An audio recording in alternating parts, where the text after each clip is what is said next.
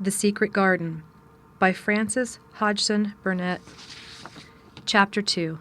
Mistress Mary Quite Contrary. Mary had liked to look at her mother from a distance, and she had thought her very pretty. But as she knew very little of her, she could scarcely have been expected to love her or to miss her very much when she was gone. She did not miss her at all, in fact, and as she was a self-absorbed child, she gave her entire thought to herself, as she had always done. If she had been older, she would no doubt have been very anxious at being left alone in the world, but she was very young. And as she had always been taken care of, she supposed she always would be. What she thought was that she would like to know if she was going to nice people, who would be polite to her and give her her own way, as her ayah and the other native servants had done. She knew that she was not going to stay at the English clergyman's house where she was taken at first. She did not want to stay. The English clergyman was poor, and he had 5 children nearly all the same age, and they wore shabby clothes and were always quarreling and snatching toys from each other. Mary hated their untidy bungalow and was so disagreeable to them that after the first day or two nobody would play with her. By the second day they had given her a nickname which made her furious. It was Basil who thought of it first. Basil was a little boy with impudent blue eyes and a turned-up nose, and Mary hated him. She was playing by herself under a tree, just as she had been playing the day the cholera broke out. She was making heaps of earth and paths for a garden, and Basil came and stood near to watch her. Presently he got rather interested, and suddenly made a suggestion. "Why don't you put a heap of stones there and pretend it's a rockery?" he said. "There, in the middle," and he leaned over her to point. "Go away!" cried Mary. "I don't want boys. Go away!" For a moment Basil looked angry, and then he began to tease. He was always teasing his sisters. He danced round and round her and made faces and sang and laughed. "Mistress Mary Quite Contrary, how does your garden grow? With silver bells and cockle shells and marigolds all in a row." He sang it until the other children heard and laughed too. And the crosser Mary got, the more they sang, "Mistress Mary Quite Contrary." And after that, as long as she stayed with them, they called her Mistress Mary Quite Contrary when they spoke of her to each other, and often when they spoke to her. "You are going to be sent home," Basil said to her, "at the end of the week, and we're glad of it." "I am glad of it too," answered Mary. "Where is home?" "She doesn't know where home is," said Basil with 7-year-old scorn. "It's England, of course. Our grandmamma lives there, and our sister Mabel was sent to her last year. You are not going to your grandmamma. You have none. You are going to your uncle. His name is Mr. Archibald Craven." "I don't know anything about him," snapped Mary. "I know you don't," Basil answered. "You don't know anything. Girls never do. I heard Father and Mother talking about him. He lives in a great, big, desolate old house in the country, and no one goes near him. He's so cross he won't let them, and they wouldn't come if he would let them. He's a hunchback, and he's horrid." "I don't believe you," said Mary, and she turned her back and stuck her fingers in her ears, because she would not listen any more. But she thought it over a great deal afterward, and when Mrs. Crawford told her that night that she was going to sail away to England in a few days and go to her uncle, Mr. Archibald Craven, who lived at Misselthwaite Manor, she looked so stony and stubbornly uninterested that they did not know what to think about her. They tried to be kind to her, but she only turned her face away, and when Mrs. Crawford attempted to kiss her, she held herself stiffly when Mr. Crawford patted her shoulder. "She is such a plain child," Mrs. Crawford said pityingly afterward. "And her mother was such a pretty creature. She had a very pretty manner, too, and Mary has the most unattractive ways I ever saw in a child. The children call her Mistress Mary Quite Contrary, and though it's naughty of them, one can't help understanding it. Perhaps if her mother had carried her pretty face and her pretty manners oftener into the nursery, Mary might have learned some pretty ways, too. It is very sad, now the poor beautiful thing is gone, to remember that many people never even knew that she had a child at all." "I believe she scarcely ever looked at her," sighed Mrs. Crawford. "When her ayah was dead, there was no one to give a thought to the little thing. Think of the servants running away and leaving her all alone in that deserted bungalow. Colonel McGrew said he nearly jumped out of his skin when he opened the door and found her standing by herself in the middle of the room." Mary made the long voyage to England under the care of an officer's wife, who was taking her children to leave them in a boarding school. She was very much absorbed in her own little boy and girl, and was rather glad to hand the child over to the woman Mr. Archibald Craven sent to meet her in London. The woman was his housekeeper at Misselthwaite Manor, and her name was Mrs. Medlock. She was a stout woman with very red cheeks and sharp black eyes.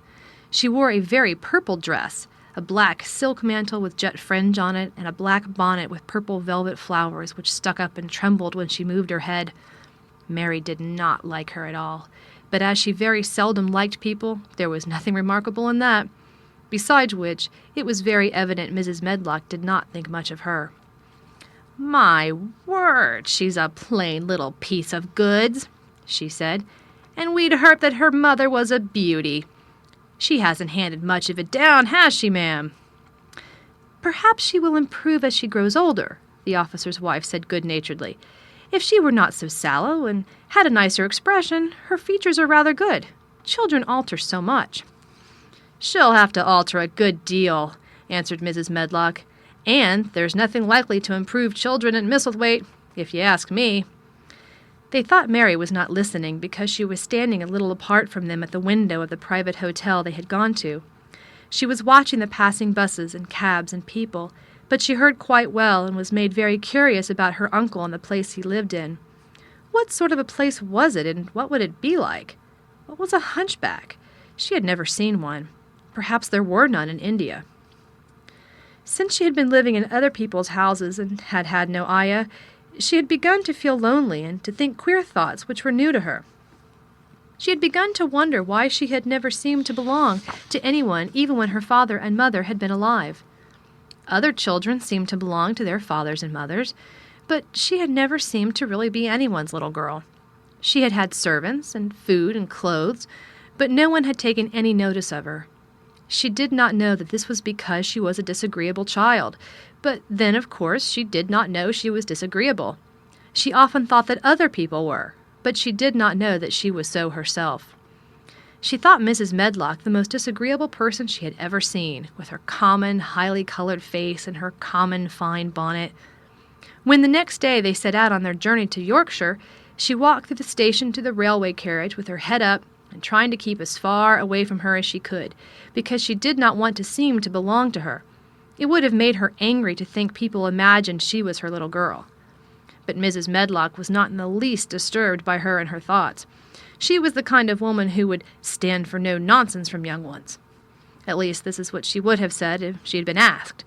She had not wanted to go to London just when her sister Maria's daughter was going to be married, but she had a comfortable, well-paid place as housekeeper at Misselthwaite Manor, and the only way in which she could keep it was to do at once what Mr. Archibald Craven told her to do. She never dared even to ask a question. "Captain Lennox and his wife died of cholera," Mr. Craven had said in his short, cold way. "Captain Lennox was my wife's brother, and I am their daughter's guardian. The child is to be brought here. You must go to London and bring her yourself." So she packed her small trunk and made the journey. Mary sat in her corner of the railway carriage and looked plain and fretful. She had nothing to read or to look at, and she had folded her thin little black-gloved hands in her lap. Her black dress made her look yellower than ever, and her limp, light hair straggled from under her black crape hat. "A more marred-looking young one I never saw in my life," Mrs. Medlock thought. Marred is a Yorkshire word and means spoiled and pettish. She had never seen a child who sat so still without doing anything, and at last she got tired of watching her and began to talk in a brisk, hard voice.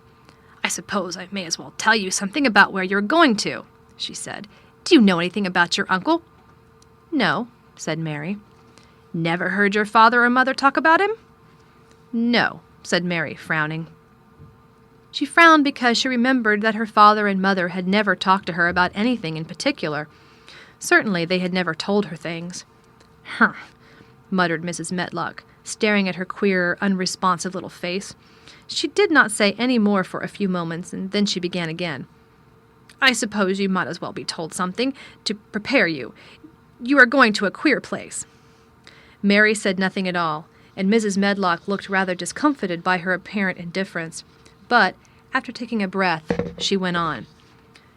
Not but that it's a grand, big place in a gloomy way, and Mr. Craven's proud of it in his way, and that's gloomy enough, too. The house is 600 years old, and it's on the edge of the moor, and there's near 100 rooms in it, though most of them shut up and locked. And there's pictures and fine old furniture and things that's been there for ages, and there's a big park round it, and gardens and trees with branches trailing to the ground, some of them. She paused and took another breath. But there's nothing else, she ended suddenly. Mary had begun to listen in spite of herself. It all sounded so unlike India, and anything new rather attracted her, but she did not intend to look as if she were interested. That was one of her unhappy, disagreeable ways. So she sat still. "Well," said Mrs. Medlock, "what do you think of it?" "Nothing," she answered. "I know nothing about such places." That made Mrs. Medlock laugh, a short sort of laugh.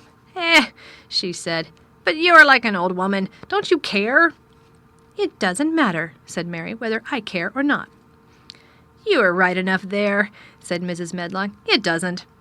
What you're to be kept at Misselthwaite Manor for, I don't know, unless because it's the easiest way. He's not going to trouble himself about you, that's sure and certain. He never troubles himself about no one." She stopped herself as if she had just remembered something in time. "He's got a crooked back," she said. "That set him wrong. He was a sour young man and got no good of all his money and big place till he was married." Mary's eyes turned toward her in spite of her intention not to seem to care.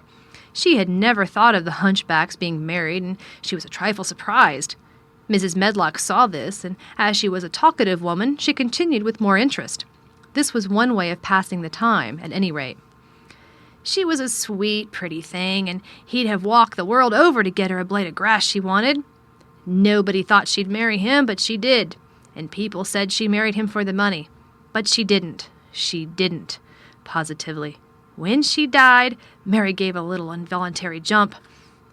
"Oh, did she die?" she exclaimed, quite without meaning to. She had just remembered a French fairy story she had once read called Riquet à la Houppe. It had been about a poor hunchback and a beautiful princess, and it had made her suddenly sorry for Mr. Archibald Craven. "Yes, she died," Mrs. Medlock answered, "and it made him queerer than ever. He cares about nobody. He won't see people. Most of the time he goes away, and when he is at Misselthwaite, he shuts himself up in the west wing and won't let anyone but Pitcher see him. Pitcher's an old fellow, but he took care of him when he was a child, and he knows his ways."